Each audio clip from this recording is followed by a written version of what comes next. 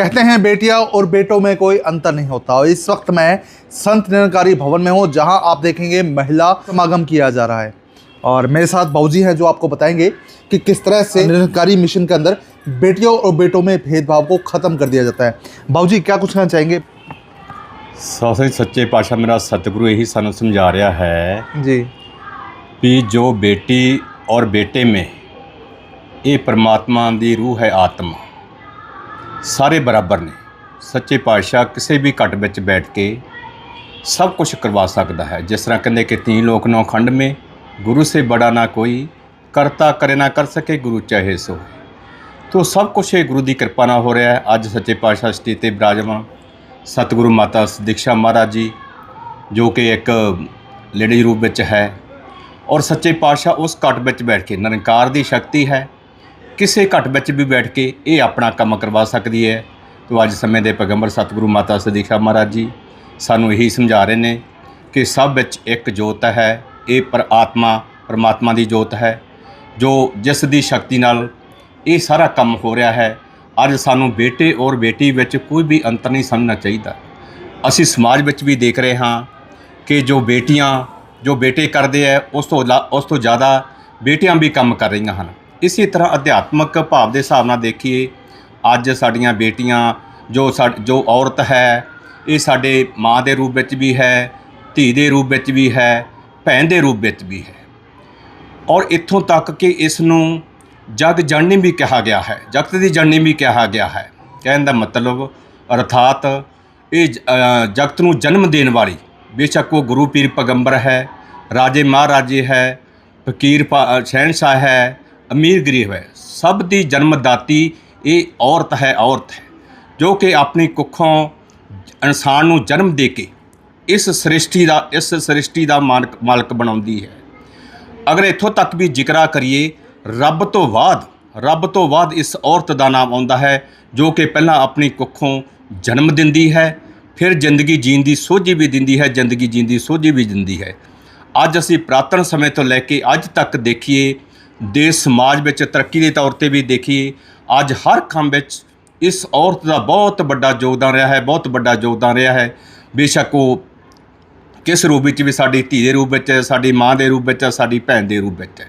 तो हर पक्ष सच्चे पातशाह की कृपा नाल बहुत मेहरबानी है। तो सच्चे पातशाह सतगुरु माता दीक्षा जी भी सानू अज यही सिक्ख्या समझा रहे हैं। जो महिला समागम हो रहा है तो इस करके कराया गया है कि सबनों पता लग जाए ये औरत भी ये भैन धी माँ के रूप में साडे बराबर है, जैंट्स तो भी अगे चल रही है, जैंट्स तो भी अगे चल रही है। अरदास ही बेनती। हालांकि बाबूजी मैं देख पा रहा था कि आमतौर पे लोग सोच सकते हैं कि महिलाओं को घर से नहीं निकलना चाहिए। ग्रामीण देहात की मैं बात करूँ तो वहाँ इस तरह की सोच होती है, शहरी क्षेत्रों में भी सोच होती है, लेकिन यहाँ मैं देख रहा था यहाँ महिलाएं प्रवचन कर रही हैं, लोगों को जागरूक कर रही हैं, लोगों को संतों की वाणी के बारे में बता रही हैं। क्या कुछ कहना चाहेंगे? प्यारे संतो, गल ये है भी जदों सानू सच का पता लग जाता है जिंदगी, सानू उदों साडे भेदभाव सारे खत्म होए। वो सच किहड़ा जिस बारे माता मीरा ने भी कहा सी, सूरज जाएगा चंदा जाएगी तरत कश, पवन पानी दोनों जाएंगे अटल मेरा अविनाशी, सदा रहन वाला सच। जिस बारे बाबा गुरु नानक ने भी कहा सी, आद सच जुगाद सच, है भी सच नानक होसी भी सच। बाकी जदों उस सच नाल असीं गुरु के चरणों में आके जुड़ते हाँ, सानू आटोमैटिकली पता लग जाता है कि सब विच एक ही जोत है। तो एक जोत समझ के असीं सत्कार करना है तो सब दे भेदभाव खत्म हो जाते। असीं सारे जिवें भी परिवारां विच बैठते हाँ, परिवारां विच जाण दा दास नूं भी मौका मिलता है हर टाइम, जिथे साड़ियाँ धीआं भी होंदियां, भैणां भी होंदियां, मावां भी होंदियां, सारिਆਂ ਵਿੱਚ ਜਦੋਂ एक जोत देखते, एक रब की जोत देखती है तो सारिਆਂ ਦਾ बराबर का सत्कार भी करते हाँ। सारिਆਂ ਵਿੱਚ एक रूप देख के सब नाल ही प्यार, सब का सत्कार होंदा है, सब का सत्कार होंदा है। मैडम आपके कुछ कहना चाहेंगे, क्योंकि आप एक महिला हैं और जब किसी महिला को संतों की वाणी लोगों को बताते हुए देखते हैं, महिलाओं को प्रवचन करते हुए देखते हैं, तो किस तरह की आत्मिक अनुभूति आपको होती है?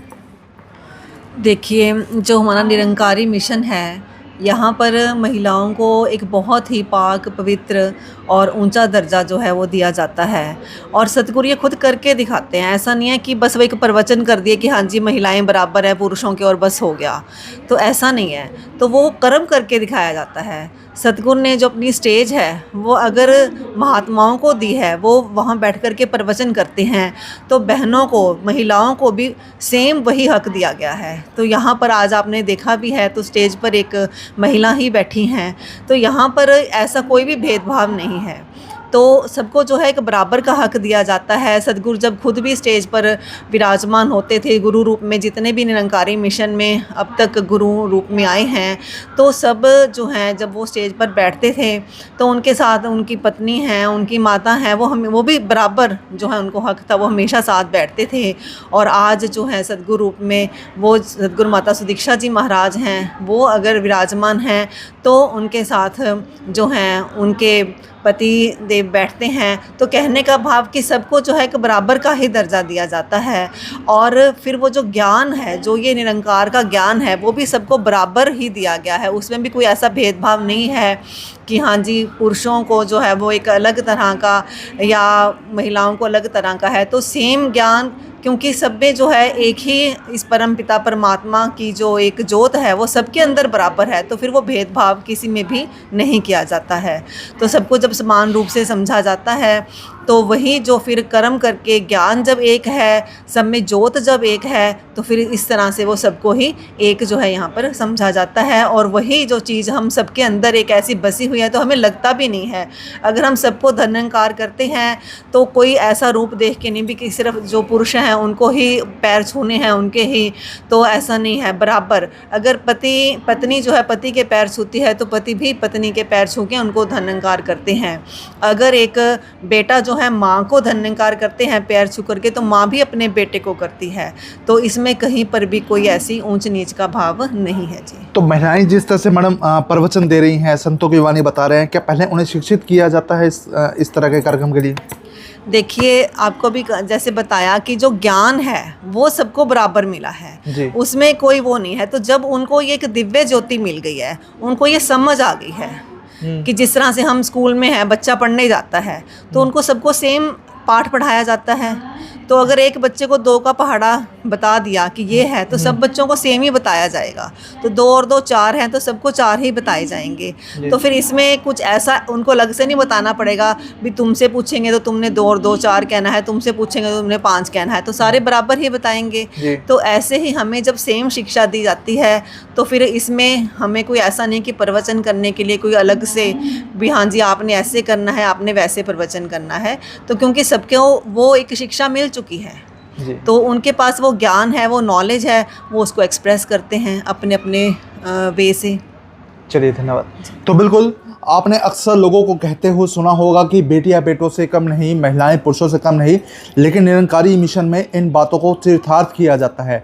यहाँ आप देखेंगे महिला समागम में महिलाएं आपको प्रवचन करते हुए दिखाई देंगी, संतों की वाणी करते हुए दिखाई देंगी, लेकिन जो शिक्षा है सबको एक बराबर दी जाती है। और यहाँ पर बेटियों बेटों, महिलाओं पुरुषों के बीच का जो अंतर है वो ख़त्म हो जाता है। और यहाँ जो है महिलाएं खुद इस तरह के समागम में संतों को वाणी बताती हैं और प्रवचन तक करती हैं और गुरु की जो शिक्षाएं हैं उसको जन जन तक पहुंचाने में महत्वपूर्ण भूमिकाएं अदा करती हैं। तो इस वीडियो को आप शेयर कर दीजिए ताकि अधिक से अधिक लोगों तक तमाम जानकारी पहुंच जाए। बहुत बहुत धन्यवाद।